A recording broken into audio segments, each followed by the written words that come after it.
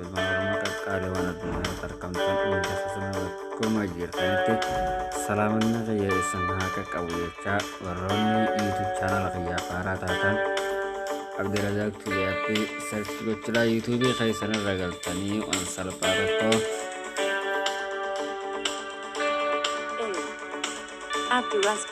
haala kanaan sarchi gootanii sabiskiraayib gochuun dabaltanaa barumsa adda addaatu irra jira.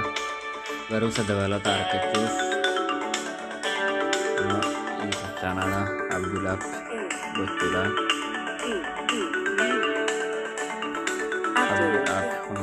masalah agartan sarchi gochuun akkuma agartan barumsa adda addaatu asirratti argama jechuudha.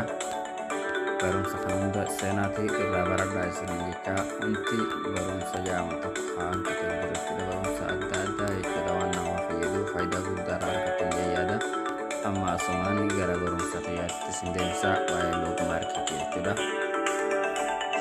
Amma asumaan gara barumsaa isin ceesisa wantoota fayyaa. Tanah kanarrat kalau bersebut akkuma gara barumsaa deemneen loogu maarkeetii suuraa piroofaayilii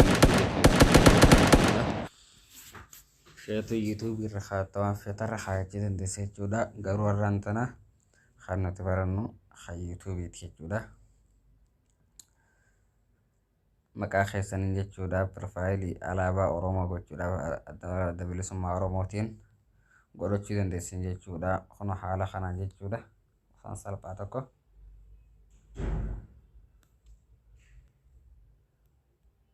kun haalummaa asirraa agartan kana maqaa keessaniin gochuu dandeessin jechuudha. Amma walumaan gara appichaa deemnu. Appicha pilaastoor irra seentanii akkana gootanii seerchi goote jechuudha.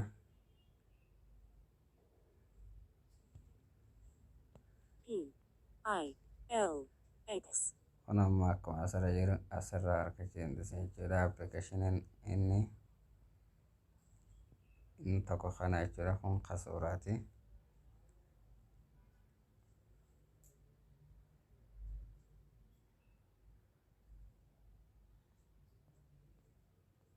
Nati jechuudha kaanii buufadheessa kana buufachuu qabdan jechuudha. Suuraa sanatti hojjechuudhaaf.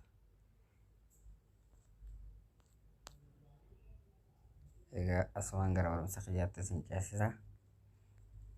Amma haa eegallu waliin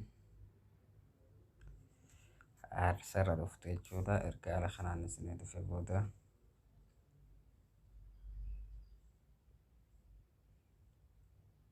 deemaa isteeppii qiyya.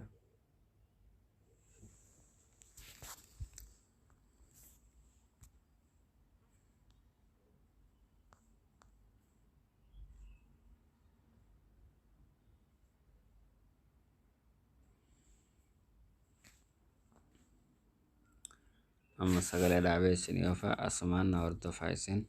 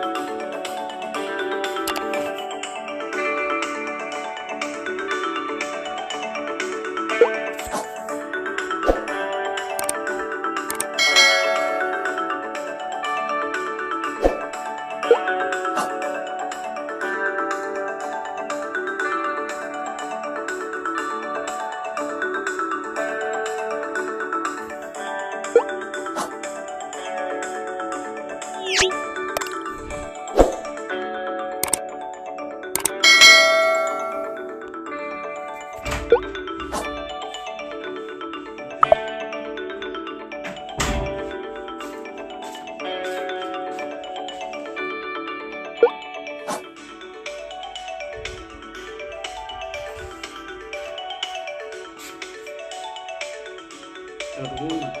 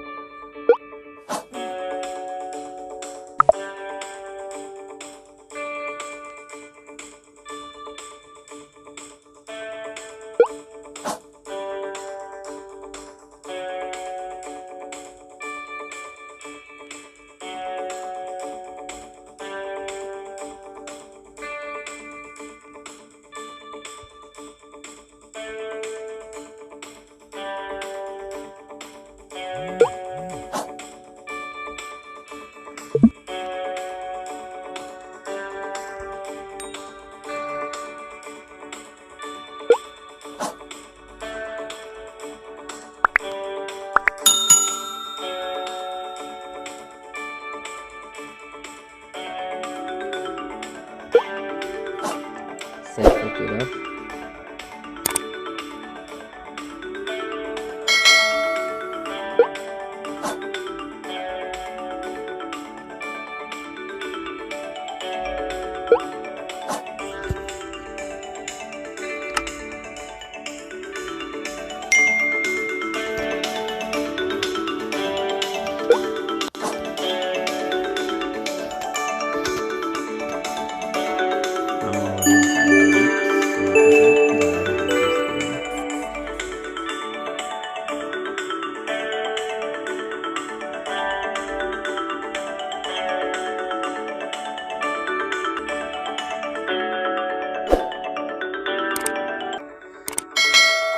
Akkuma argitan haala kanaan wanti bareedaa ta'e hojjechuu dandeessina jechuudha.